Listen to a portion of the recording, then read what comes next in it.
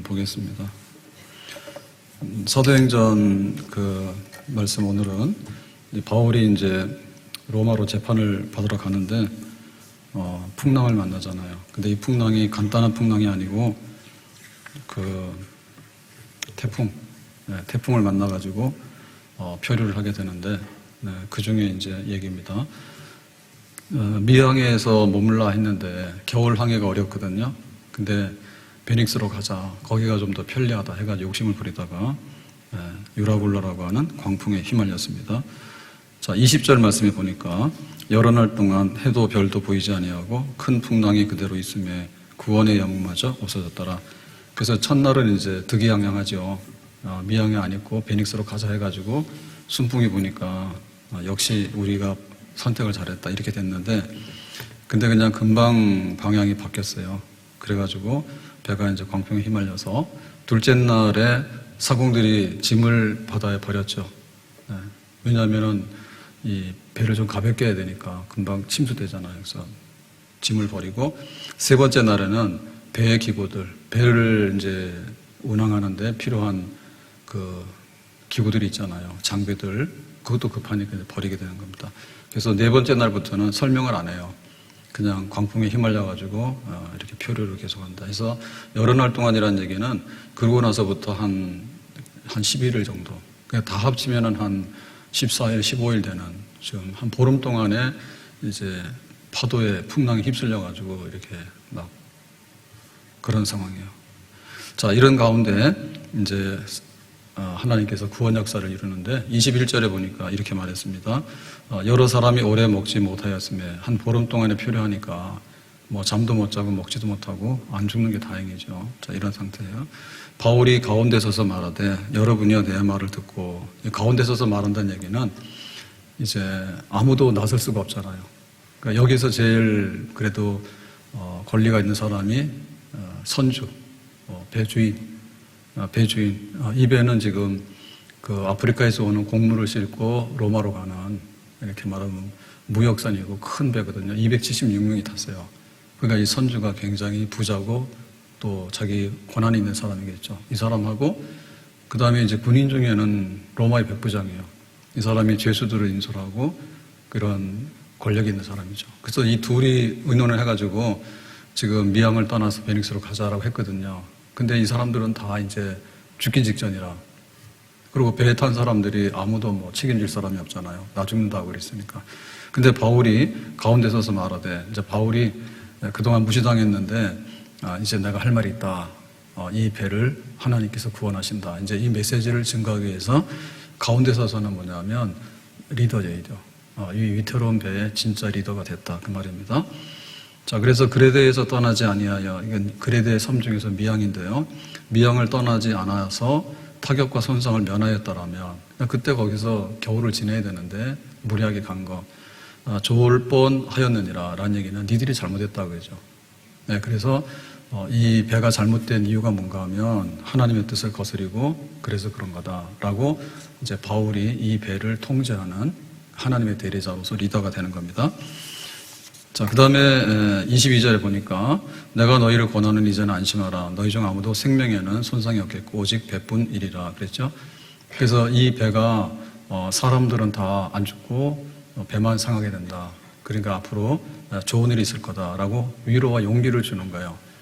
그래서 우리가 잘 된다는 데 갔는데 거기 있다가 나중에 망하면은 거기 갈 필요가 없는 거예요. 교회는 울면서 오지만은 나중엔 웃으면서 나가는 거예요. 교회 오는 사람 다 망해서 오는 사람들이에요. 세상에서 파산난 사람들이에요. 그러니까 자기가 육신적으로 파산났든지 아니면 영적으로 이건 뭐 사는 게 의미도 없고 뭐 재미도 없다 이런 사람들이 교회로 오는 겁니다. 근데 마지막에는 웃으면서 천국 간다 해가지고 그런 사람들이거든요. 이제 이게 바울이 지금 그 지도자로서 이끄는 방식이에요. 처음에 이렇게 막 호객행위 해가지고 나중에 사기치고 도망가는 거는 사기꾼이요. 근데 처음에 따끔한 소리 하거든요. 죄를 회개하라고. 여리고성을 함락하려면 뭐 하라고요? 할례부터 하라고. 김 빠지는 소리 안에 이러면 안 되거든요. 처음에는 이렇게 좀 눈물 흘리는 얘기를 하지만 그런 나중에는 마지막에 긍정과 희망과 위로를 줄 수 있는 거, 그게 이제 하나님이십니다. 자, 23절에 보니까 내가 속한 바고 내가 섬기는 하나님의 사자, 천사죠. 천사가 어젯밤에 내 곁에 서서 말하되, 그러니까 지금 풍랑이 몰아치고 사람들은 못 먹고 정신을 잃고 막 이렇게 거의 혼비백산이 됐는데 바울은 정신이 멀쩡하네. 바울 정신이 멀쩡한데 그때 누가 하고 있었어요? 바울 옆에 있는 거는 하나님의 사자, 천사. 천사가 내 곁에 있었다. 그러면 천사가 왜 바울 곁에만 왔을까? 지금 배가 뒤집어지기 직전이라. 근데 사람들이 막 다 이제 막다른 골목에 도달했잖아요. 아무도 없다 그거 아니에요? 살려달라. 어디다가 구조 요청하랍니까? 근데 지금 하나님의 사자 천사가 지금 바울 옆에 와서 말하는 거예요. 이 말이라고 하는 것은 혼자 하는 건 아니죠. 둘이서 이제 대화를 하는 거잖아요. 그러니까는 바울이 기도했어요. 그러니까 하나님께서 천사를 보내가지고 또 대화를 해주는 거예요. 그러니까 이렇게 위급한 상황 가운데서도 바울은 보름 동안 기도하면서 버티는 거지. 그게 하나님의 사람이에요. 하나님의 사람. 그러니까는 온 세상 날 버려도 주 예수 안 버려. 하나님이 우리와 함께 하신다. 하나님이 우리와 어떻게 함께 하냐. 나를 찾는 자, 기도하는 자, 나에게 부르짖는 자에게 하나님이 함께 하시는 줄로 믿습니다. 자, 그래서 이제 24절에 이렇게 말하는 겁니다. 바울아, 두려워하지 말라. 두려워하지 마라. 네가 가이사 앞에 서야겠고, 가이사라고 하는 것은 로마 황제입니다. 로마 황제를 가이사라 하는데, 황제 앞에 쓴다는 얘기는 이렇게 사사롭게 쓰는 게 아니라 지금 로마 법정에 쓴다는 뜻이에요. 바울이 그 성전을 더럽혔다, 이방인을 데리고 들어갔다. 이제 이러한 죄목으로 예루살렘에서 체포됐죠. 3차 전도한 다음에. 그래가지고는 가이사라에 가서 로마 재판을 받는데 그 가이사라의 로마 재판의 책임자는 총독이거든요. 황제한테 직접 갈 수 없잖아요. 멀고. 그러니까는 이제 총독이 팔레스틴을 다스리는 총독이 재판하는데 그 죄가 없어요. 뭐 사실이 아닌 걸 뭐. 그리고 나머지에 대해서는 해당이 안 되잖아요. 그래서 이제 무죄인데 풀어주려니까 유대인들이 자꾸 시끄럽게 하니까 눈치만 보고 있다가 이렇게 판결을 안 내리죠. 그리고는 자꾸만 재판을 종료 안 시키고 연기하고 2년 동안 그렇게 된 거예요. 그러니까 이제 바울이 그러면 내가 시민권자이기 때문에 로마 황제한테 직접 내가 재판을 청구하겠다 해서 지금 가고 있는 거거든요. 근데 그 가는 과정 중에서 바울이 그 압송당해서 죄수로서 묶여서 가는 과정에서 이 배가 이제 풍랑에 휩쓸려서 이 모양이 된 거죠. 그러니까는 바울이 기도를 했을 거예요. 한 보름 동안에 못 먹고 막 이렇게 막 죽기 살기로 이런 위급한 상황에서 바울이 기도하니까 하나님이 천사를 보냈는데 안 죽는다. 안 죽는다 한 다음에 안 죽는 것만이 문제는 아니잖아요. 안 죽는다 했는데 그러면 왜 안 죽느냐?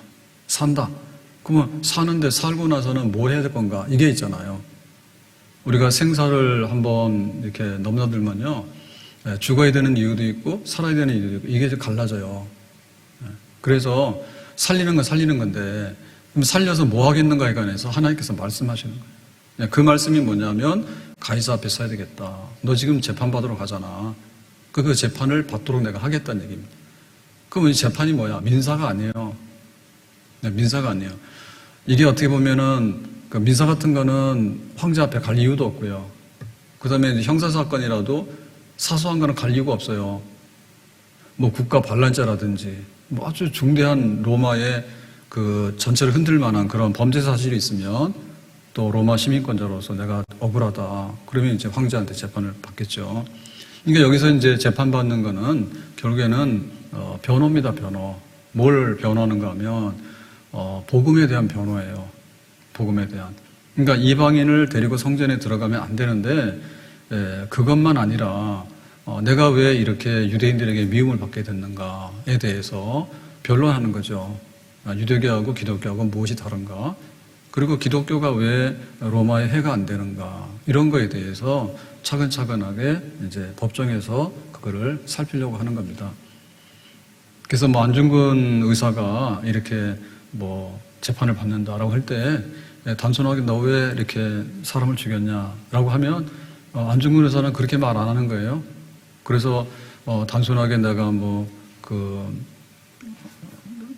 미워서 죽인 게 아니라 다시 말하면 우리의 독립과 그 다음에 일본이 이렇게 지금 여기 전쟁을 일으키고 확대시키고라고 하는 문제가 왜 이 동북아와 세계 평화에 어긋나는 건가라고 하는, 다시 말하면 막 정치적인 입장이라든지 혹은 국제 사회의 어떤 미래라든지 이제 이런 게 있어야 되지, 단순하게 테러리스트가 아니죠. 단순하게 너 총에 싸워가지고 뭐 이등방문을 죽였느냐, 그거에 대한 사실 여부가 중요한 게 아니죠. 그리고 주기철 목사님이나 손양호 목사님도 그 재판받고 하잖아요. 너 왜 신서참배 안 했냐라고 할 때, 일본에서는 시국사범으로 해서 말 안 듣는다 국가에, 이런 식으로 이제 몰고 가잖아요. 그러면은 그게 아니다. 그게 아니고 우리가 교회와 하나님 앞에 이렇게 살아가는 모든 것에 대해서 니들이 이렇게 하면 안 된다라고 하는 굉장히 포괄적인 기독교 변증 내지는 또 그 시대에 일본이 교회를 이렇게 하는 거는 하나의 그 군국주의자들, 전쟁하려고 하는 사람들이 그런 거 막 교회를 짓누르잖아요. 그래서 그런 거 하면 안 된다고. 그러니까 그 변호가 단순하게 나 살려주세요라는 변호는 아니에요. 그러니까 귀한 거야.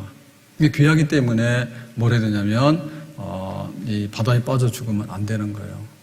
귀하기 때문에. 쓰레기는 갖다 버린다잖아요. 근데 우리가 쓰레기 난지도 버렸잖아요. 난지도 버리다가 난지도 다 꽉 차니까 어디로 갑니까? 점점 뭐 김포 매립지도로 가고 어디 가잖아요. 그래서 지금은 사실 거의 어디로 갑니까? 바다로 간다죠. 소각하고 버릴 수 없는 거는 매립하다가 매립해도 안 되는 거는 바다로 가는 거예요. 바다로 가니까 먼 바다에다가 다 버리잖아요. 그러면 그게 어디로 갑니까? 전 세계를 떠돌아다녀가지고, 그래서 그게 저기 그 태평양의 넓은 태평양 그런 바다에 섬이 수도 없이 많잖아. 근데 어느 날 가보니까 섬이 생겼다고. 무슨 섬이 생겨? 플라스틱 섬이 생겼단 말이야. 여기서 버린 페트병이 돌아다니다가 그게 뭉쳐가지고 그 섬이 생기는 거예요. 그게 분해가 잘 안 돼요. 그래서 중국 무서운 거예요. 공해해가지고 막 난리잖아요. 그럼 우리나라 공기 다 오염되고, 그 다음에 이 바다에다가 버리잖아요. 그럼 우리 인천 앞바다에 다 들어오는 거예요. 네. 그래서 이 재판이라고 하는 것이 정말 그 로마 황제 앞에 재판이라는 얘기는 그 로마, 다시 말하면 세계 법과 세계 정부 중심의 기독교가 어떤 기독교인가를 이렇게 저울에 달아보는 그런 의미가 있는 거죠. 그러니까는 바울이 그 배 타고 가다 죽으면은 되겠어, 안 되겠어요? 하나님이 뭐 절대 안 되는 거지. 하나님의 계획이 있어야 되는 거예요. 하나님께서 바울을 회심을 시켰어요. 야, 네가 왜 그렇게 나를 핍박하느냐? 믿는 사람 잡아다가 치고 감옥에 가두고 막 그러니까 그래서 이제 바울이 꼬꾸라지고 다메스크 도상에서 예수님 만나잖아요. 그랬을 때 그 말도 안 되죠. 기독교를 박해하면 예수님께서 화나서 확 쳐 죽이면 되는 거 아니에요? 지도세도 모르게 밤에 죽든지 뭐 칼 맞아 죽든지 심장마비 걸려 죽든지 아니면은 진짜 귀신한테 덮쳐 죽든지 뭐 지도세도 없이 죽일 수가 있잖아요. 근데 그렇게 한 게 아니라 바울을 회심을 시켜가지고 이 악질적인 죄인의 계수인 바울을 뭐 한다고요? 이방인의 사도로 쓴다고. 그게 하나님의 계획이에요. 그래서 하나님은 뜻이 굉장히 커요. 그래서 쓸만한 사람, 제일 반대편에 있는 사람을 회심시켜가지고 제일 예수님 편에 쓰는 사람으로 만들어 쓰는 거예요. 그러니까는 그 뜻이 바울에게 있는데 이 바울의 소명은 끝나는 거예요. 그러니까 로마를 보리라 했기 때문에 로마를 보긴 봐야 되는데 죄수의 모형으로 가지만 황제 법정의 재판을 받음으로 인해서 기독교가 문제가 없다. 유대교하고는 다른 새로운 교다. 근데 로마의 위협이 안 된다. 별 문제가 없다라고 하는 그런 판결을 받음으로 인해서 전 세계 기독교를 이제 퍼뜨릴 수 있는 하나의 증표를 얻는 거죠. 그 뜻이 있는데 사람들이 잘못해가지고 바울을 죄수로 만들었고 또 가다가 미항에서 쉬고 가면 되는데 또 선장이랑 백부장이랑 무리해가지고 가다가 이 모양이 됐고 하니까 사람들은 다 틀렸지. 그리고 사탄도 얼마나 좋아라 역사할까요? 그래가 막 사탄이 역사해가지고 배를 흔들어 놓고 비록 이 풍랑을 만난 거지만 영적으로 보면 사탄의 역사거든요. 욥을 공격하듯이 말이에요. 막 병도 주고 또 물질도 뺏어가고 막 사람들 선동해가지고 막 이렇게 욕도 하고 그런 막 공격을 하지만 끝내 어떻게 된다고? 하나님이 바울을 붙들고 바울이 담배를 붙들고 하나님이 바울에게 하신 말씀이 있죠. 너는 로마를 볼 것이다. 너는 이방인을 위한 사도가 된다라고 하는 그거를 이루는데 맥없이 주저앉으면 어떻게 돼요? 그건 하나님이 하실 일이 아니죠. 끝까지 붙드는 거예요. 내 갈 길 다가도록 예수 인도하시니 내 주 안에 있는 긍휼 어찌 의심하리요. 달려갈 길 다가고 선한 싸움을 다 싸우는데 바울이 하는 게 아니라 사실은 하나님께서 붙들고 이렇게 하는 겁니다. 바울은 거기에 화답하는 겁니다. 기도하면서 하나님의 역사를 이렇게 이루어 나가는데 순종을 하고 있는 거죠. 하나님이 하시는 일은 하나님이 하려고 하는 일을 포기하지 않고 끝까지 하는 일이고 우리가 해야 되는 뭐냐면 죽든지 살든지 하나님께서 나에게 맡기신 일에 대해서 죽도록 충성하는 겁니다. 사명을 감당하는 거예요. 사람은 먹고 살기 위해서 사는 존재가 아니라 뭔가 하고자 하는 일이 있기 때문에 먹는 거예요. 사람은 식충이가 아니에요. 짐승들은 먹어요 그냥. 그렇지만 사람은 할 일이 있는 거예요. 할 일 중에서도 내가 하고 싶은 일이 있고 사람들이 하라고 하는 일이 있어. 근데 우선순위에서 볼 때 뭐가 제일 우수한가 하면 하나님이 하라고 하는 일을 이루는 것이 제일 우수한 거예요. 하나님의 뜻과 하나님의 계획이 이루어지도록 하는 일이 사명 중에서는 1등이야. 1등급이야. 금이야. 그 다음에는 이웃 사람들한테 유익하고 좋은 걸 하는 것이 은메달이에요. 그 다음에 나를 위해서 하는 거예요. 그 사명이 우리를 살리고 사명이 우리를 죽이는 거예요. 빌립보서 1장 20절 나의 간절한 기대와 소망을 따라 아무 일이든지 부끄러워하지 아니하고 지금도 전과 같이 온전히 담대하여 살든지 죽든지 내 몸에서 그리스도가 존귀하게 되게 하나니 그랬죠. 따라서 합시다. 살든지 죽든지 사나 죽으나 그리스도가 존귀하게 된다. 그거를 붙들면 그 나머지는 하나님께서 책임져 주신다. 너희가 먼저 그의 나라와 그의 의를 구하라. 그리하면 이 모든 것을 너희에게 더하여 주시리라. 아멘. 그러니까 살려고 발버둥 치지 말고 하나님이 주신 사명이 뭔가를 붙들려고 발버둥을 쳐야 돼요. 그러면은 이루어지는 거예요. 그러면 이루어지는 거예요. 그래서 하나님 앞에 붙들린 사람은 어떤 난관이 있더라도 헤치고 나가는 그런 역사가 있는 줄로 믿습니다. 근데 자기 자신을 위하고 자기 배부른 걸 위하고 이런 걸 막 하다 보면 어느 날 한순간에 풍랑 만나면 그냥 너는 죽어도 된다고 버리면 그 사람은 거기서 인생이 끝나는 거예요. 삼손이 마지막에 사명을 되찾죠. 처음에는 그거 잘 몰랐거든요. 왜 내가 맨손으로 사자 입을 찢는가 잘 몰랐단 말이에요. 그게 있었지만 잘 쓰지 않았단 말이에요. 근데 그 힘을 가지고 들릴라한테 썼잖아요. 사랑하는 데 썼잖아요. 그러니까 나중에 그 꼴을 당했잖아. 그래서 나도 정신 차리고 나서 이제 하나님 한 번만 나에게 힘을 주시면 그랬죠. 그러니까는 사명대로 살려고 하니까 마지막에 삼손의 인생이 빛나는 그런 역사가 나타나게 된 줄로 믿습니다. 에스더가 예뻐요. 그러니까 왕후가 됐겠죠. 그런데 그 자기가 예뻐가지고 왕후가 됐으면은 더 못 살아요. 하만이라는 사람이 유대인을 미워해가지고 학살을 하는데 뭐 에스더도 나중에 다 그렇게 되고 말 거예요. 근데 내가 죽으면 죽으리라 이러한 각오, 다시 말하면 유대인을 살려야 된다. 하나님의 교회를 살려야 된다. 그래서 내가 이쁜 맛으로 사는 게 아니고 내가 뭐 이렇게 왕비가 돼가지고 뭐 살려고 하는 그것이 내 인생의 목적이 아니라 하나님의 백성을 구원하기 위해서 네가 왕후가 된 것은 이때를 위함이 아니냐라고 사명을 일깨우잖아요. 모르드게가. 그러니까 맞다. 그걸 깨닫죠. 그때부터 진짜 에스더의 삶이 있는 거예요. 그래서 우리가 우리 앞에 여리고성이 가로막고 있다라고 할 때 그 여리고성 연구만 많이 하면 안 되고 하나님이 나에게 뭐를 원하시는가, 하나님이 나에게 맡긴 일이 뭔가 거기에 집중하게 되면 그때부터 여리고는 약해지게 되는 거고요. 여리고는 무너지게 되는 그런 역사가 있습니다. 사명에 살고 사명에 죽는 거예요. 하나님 위해서 살고 하나님 위해 죽겠다는데 하나님이 쉽게 버리겠는가? 그렇게 하지 않죠. 그래서 예배를 중요히 여기고 자기의 직분을 중요하게 여기고 영혼이 충만화되도록 하는 그거를 귀히 여겨야 돼. 그래야지 사는 거예요. 그래서 사는 거예요. 사무엘상 25장 29절에 보면 사람이 일어나서 내 주를 쫓아 내 주의 생명을 찾을지라도 내 주의 생명은 내 주의 하나님 여호와와 함께 생명 싸개 속에 쌓였을 것이요 내 주의 원수들이 생명을 물매로 던지듯 여호와께서 그것을 던지시리다. 여기 생명 싸개가 나오고 물매 이런 게 나오는데 이게 뭔가 하면 다윗이 사울왕의 박해를 받죠. 사울왕의 박해를 받죠. 육신적으로 보면 자기 장인이거든요.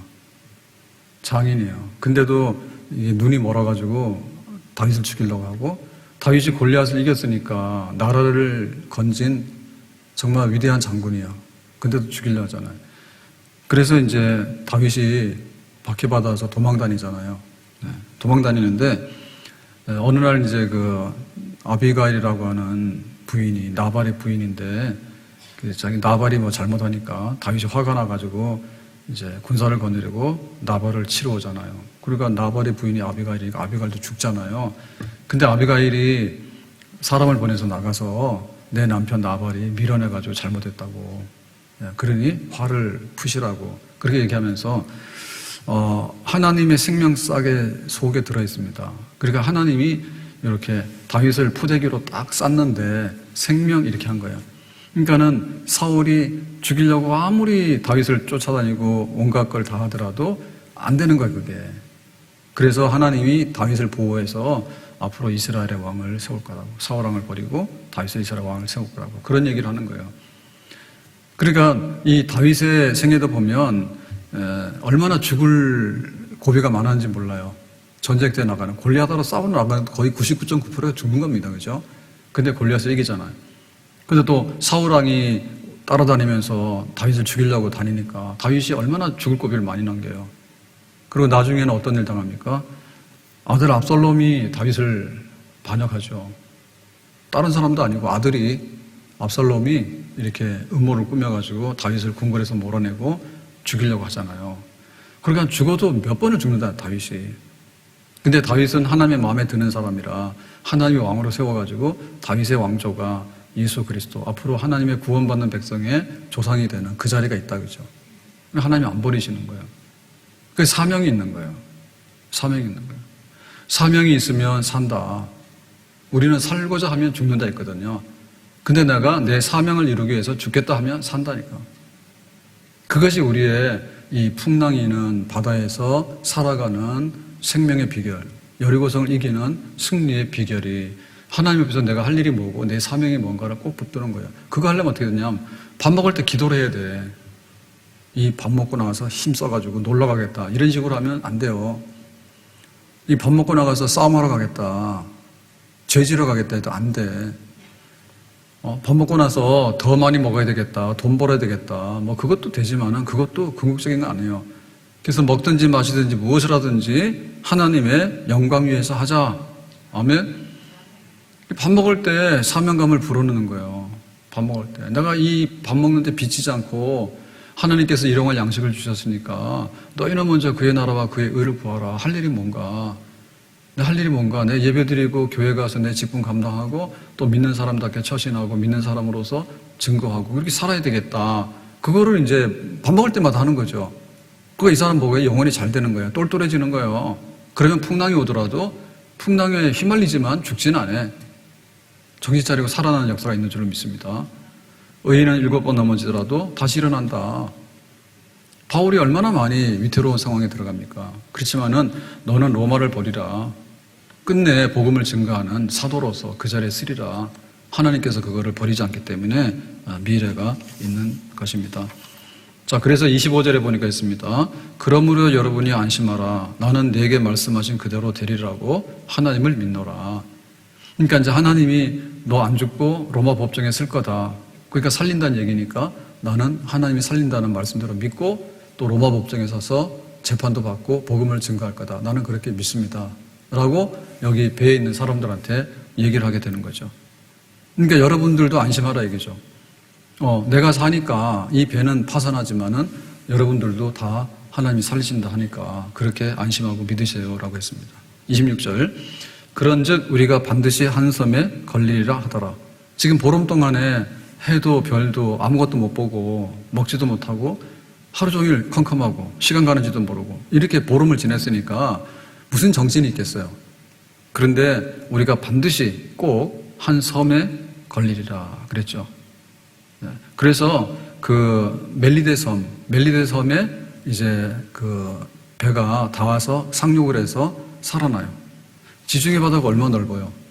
근데 지금 풍랑을 만나서 표류한 거는 요 동쪽에 있는 그레데 섬이었거든요. 근데 여기서부터 보름 동안에 온갖 거 다 해가지고 여기 멜리데 섬에 딱 도착하게 되지. 그래서 이게 정상적으로 항해하더라도 이렇게 빨리 못 와. 근데 보름 동안에 너무너무 빨리 와버린 거예요. 너무너무 빨리. 큰 물결이 일어나 나 쉬지 못하나 이 풍랑이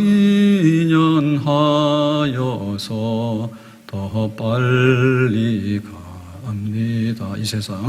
이 세상 고락간 주 뜻을 본받고 내 몸이 의지 없을 때 큰 믿음 주소서. 이 세상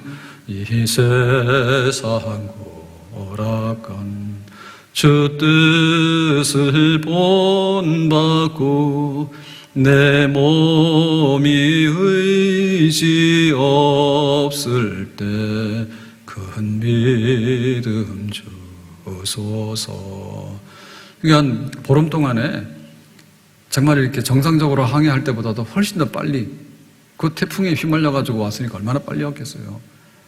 근데 죽는 것이 맞는 건데 죽지 않고 딱 이 섬에 도달을 했으니까 그야말로 망망대해. 바다에 가면요 바다밖에 없습니다.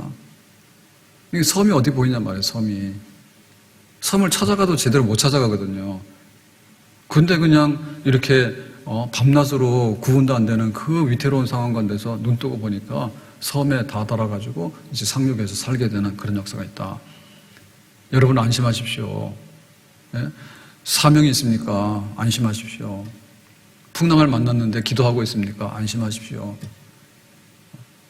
그러니까 한 섬에 도달할 때까지 이제 믿음을 가지고서 정신 차리고 여러분 살 소망 중에 하루하루를 견뎌내시기 바랍니다. 그렇게 이제 격려를 하고 있는 거죠. 그래서 우리가 여기 안심하십시오라고 하는 말이 오늘 우리의 말이 돼야 되는 거예요.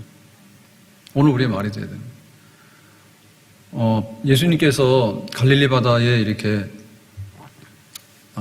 걸어오실 때 제자들이 깜짝 놀래가지고 유령이라고 그러고 막 난리가 났어요.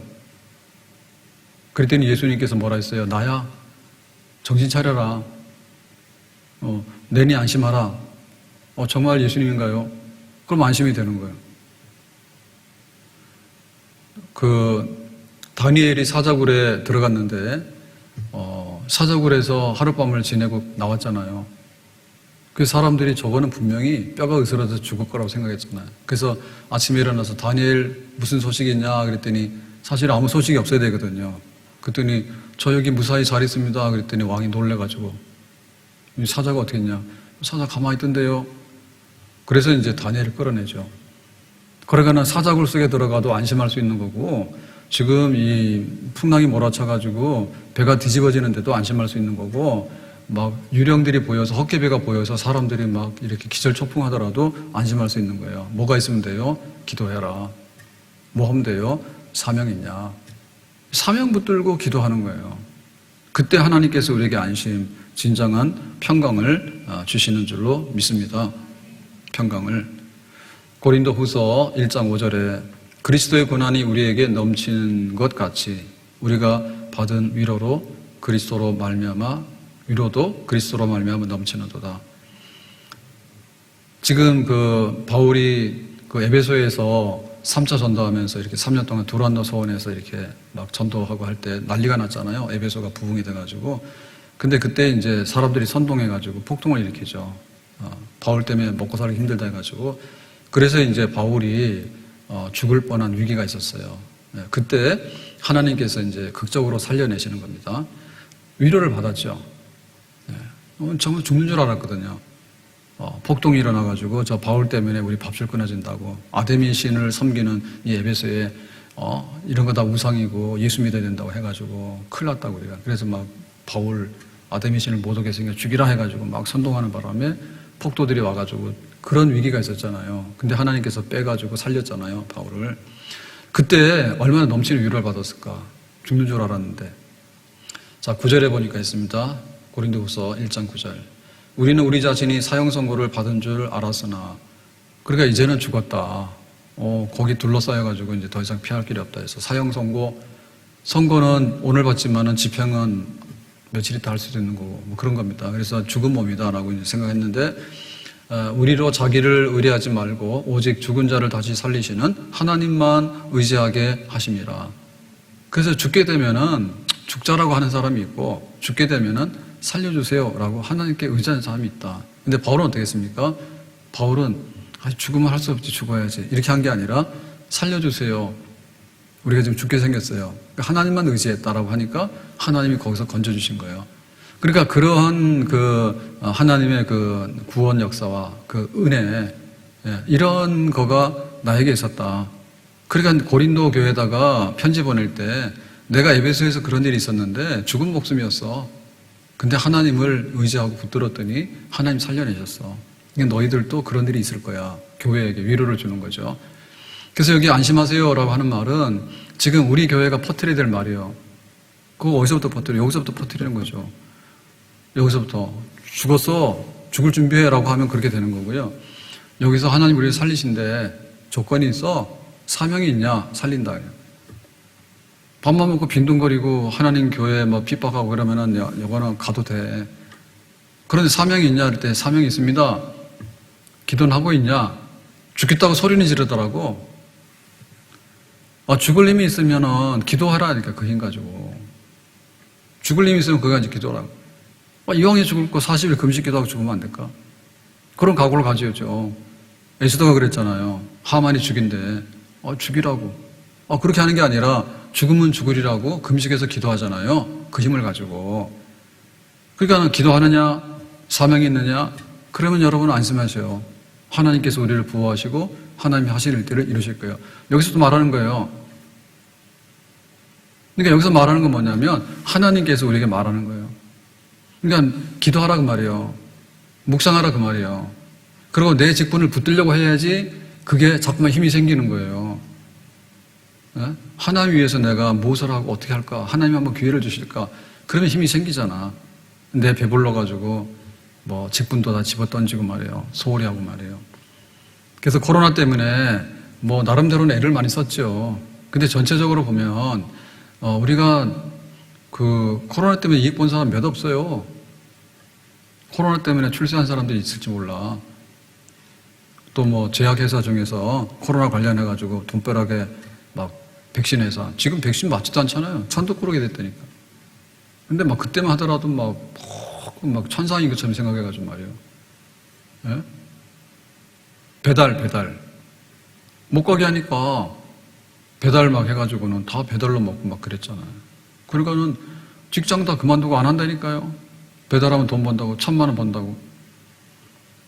지금 막 며칠 우수수 떨어지잖아요. 식당 문 열어놓고 카페 문 열어놓고 하니까 그럼 뭐 집에서 먹냐 나가서 먹자 이렇게 되니까. 그러니까는 그 수혜자들 혜택 본 사람이 있는데 혜택 못 본 사람이 많잖아. 그럼 교회는 뭐예요? 교회가 코로나 때문에 부흥해가지고 흥난 적이 있냐고. 주일날 뭐 15명 오라 그러는데 우리가 모여서 부흥회를 해서 뭐 했어요. 솔직히 안 그래요. 정말 그 가운데도 견디는 거지. 예? 힘내서 견디고 막 이렇게 산 것이지 우리가 뭐가 좋아가지고 한 건 없잖아. 그러니까 눌려 있었잖아요. 눌려 있으니까 펴야 되는 거고 피기 위해서는 부흥을 일으켜야 되는 거고 그 다음에 이런 거니까 빨리 회복하자고 해야 되는 거고 그렇게 하는 거 아니에요? 그래서 안심하십시오라고 하는 얘기는 코로나가 우리한테 지금 치명적으로 해를 주지도 않을 뿐더러 마스크 쓰고 다니면 할 수 없는 거예요. 더 이상은. 정부에서도 그러잖아요. 정부에서도 더 이상 뭐 할 게 없잖아요. 지금. 뭐 추적 검사를 해요. 뭐 아니면 뭘 해요. 할 것도 없잖아요. 그러니까 우리가 뭐예요? 우리가 스스로 부응을 해야 되겠죠. 아멘? 그러니까 거기에 안심하라라고 하는 메시지가 퍼져나가야 되잖아요. 내가 안심을 해야지 되지. 내가 불안한데 뭐가 되겠어요? 근데 사명 붙들고 기도하면서 지금 풍랑이 아직도 계속되고 있거든요. 근데 한 섬에 도달하게 될 것이고 로마로 가서 재판도 받게 될 것이고 미래가 딱 이렇게 돼 있다 하니까 나는 그대로 될 줄로 믿는다. 바울이 그러면서 나 안심이다. 아멘? 따라서 합시다. 나 안심이다. 그럼 우리 식구들한테 뭐라 해야 돼? 우리 식구 안심이다. 이렇게 얘기를 해야 되는 거예요. 이 식구들 아주 못 살게 군다니까요. 가가지고 내가 안심이야. 우리 식구 안심이야. 교회가 모였으면 어떻게 돼? 한 사람이 안심이야라고 하면 다 같이 합창을 해야 되겠지. 안심이야 이렇게 해야 되겠잖아요. 근데 너 안심이야 이래가지고 그게 잘해야 되는 거예요. 안내하는 분들도 안심하는 표정을 가져야 됩니다. 어떻게 코로나인데 이렇게 교회로 오셨나요? 이런 식으로 하면 안 돼. 예? 찬양대가 하면은 마스크는 쓰지만은 찬양을 막 씩씩하게 해가지고 어제도 보니까 권사님들 했더니 언제 또 바쁜데 그렇게 옷은 또 통일하고 왔어요? 역시 그래서 저도 이제 회개하고 이렇게 매잖아요. 마음에 들 때도 있고 안 들 때도 있지만 넥타이가 수십 개입니다. 이거 몇십 년 동안 모은 게 얼마나 많은데요. 안 해서 그래요. 귀찮아서. 하던 대로 해가지고 골라야 되지. 또 그때마다 막 이게 잘 매지는 것도 있고 잘 안 매지는 것도 있거든요. 그래서 주로 했던 거는 잘 매지는 거 이런 거 했더니 다 아는가 봐. 요거만 보는가 봐. 설교 시간에 요거만 보는가 봐. 뭐 이거는 맨날 똑같으니까 여기는 안 보고 여기만 딱 보는가. 찬양대 하면은 어제 권사님들 막 많이 섰더라고. 그리고 또 막 옷도 이렇게 하고 그러면은 정말 그렇구나 이렇게 느끼는데 그거 진짜 옷도 구질구질하게 해가지고 어디 잡혀온 사람처럼 해가지고 청상 맞아 그러면은 안심하라 그러면 교회가 평안 샬롬 그게 막 퍼져나가도록 하는 거 그래서 그것이 교회에 넘치도록 하는 거 그렇게 아멘? 교회에서 안심하게 되면 세상에 나가서 안심을 전하는 거예요. 근데 막 교회가 막 불안의 원천이군 말이에요. 막 코로나 질병의 원천이군 말이에요. 이런 식으로 복귀해가지고는 세상에 안심될 때가 뭐가 있어요? 없어요. 그래서 우리가 자유라고 하는 것을 참 존중하게 되는 이유가 있는 거예요. 네, 억압을 하기 시작하면 그 순간에는 억압이 되지만은 억압을 허물어내가지고 다 잘 안 돌아갑니다. 바른 소리도 못하죠. 언론의 자유가 없으니까. 경제의 자유가 없으니까 경제가 제대로 작동을 안 하는 거죠. 언론의 자유가 없으니까 헛소리 하는 사람만 계속해서 언론에다 노출시키는 거예요. 일방적으로. 그러면 막 안 되는 소리만 계속 듣고 막 그러잖아요. 자유가 있어야지 바로잡아지게 되고 걸러지게 되는 거예요. 자유한 거. 자유 중에서도 최고 자유가 뭐냐면 영혼의 자유예요. 신앙의 자유예요. 신앙의 자유에 대해서 교회 예배 순서를 어떻게 정할 건가는 그냥 교회가 정하는 거예요. 교회가 정하는 거예요. 무슨 정부가 그걸 순서를 정합니까? 그건 국가교회입니다. 국가교회. 국가에서 월급 주고 통제해요. 그게 영적으로 안 되는 거예요. 목사님이 국가에서 월급 받잖아요. 그런 나라 있잖아요. 할 게 뭐 있어요? 별로 없어요. 그러니까는 우리 영혼의 자유, 신앙의 자유 굉장히 중요한데 그런 것들을 함부로 침범하면 안 된단 말이에요. 네? 뭐 영성예배, 현장예배 그 말 자체가 그러니까 이제 우리가 와서 현장에 모이는 게 좀 어려우니까 코로나 조심하자 이렇게 하는 건 되는데 하다 보면 단어를 쓰거든요. 단어를 쓰다 보면 그것이 이제 하나의 표준어가 돼버려가지고요. 예배학 신학교 가면 예배학을 배워요. 그럼 예배란 뭐고 이렇게 역사적으로 다 배우는데 온데간데 없어졌어요. 예배라고 하는 것은 영상예배와 현장예배가 존재한다. 근데 둘 중에 하나는 내 입맛대로 한다. 이런 식이 돼버린 거예요.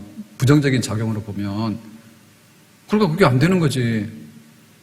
안심하라 라고 했으면은 정말 우리가 영적으로 안심하는 게 돼야 되잖아요. 그러니까 왜 뭐 통성기도라고 침을 튀기고 그러냐 이런 식으로 해서 그런 거를 자꾸 세부적으로 막 터치하기 시작하면 교회가 가지고 있는 그 영적인 풍성함, 그래도 막 이렇게 안 되고 속상하고 막 위태롭고 하더라도 전쟁 중에도 기도하고 예배는 되지 않습니까? 평화가 깃들기를 기도하고 그런 마음이 있잖아요. 근데 그런 거를 막 다 그냥 눌러놓고 이렇게 하는 것이 얼마나 손해인가. 그럴 필요가 없거든요. 그럴 필요가. 그래서 경기를 살린다 그러면은 일단 술집부터 열어가지고 야간 영업을 해야 된다 이렇게 생각을 해요.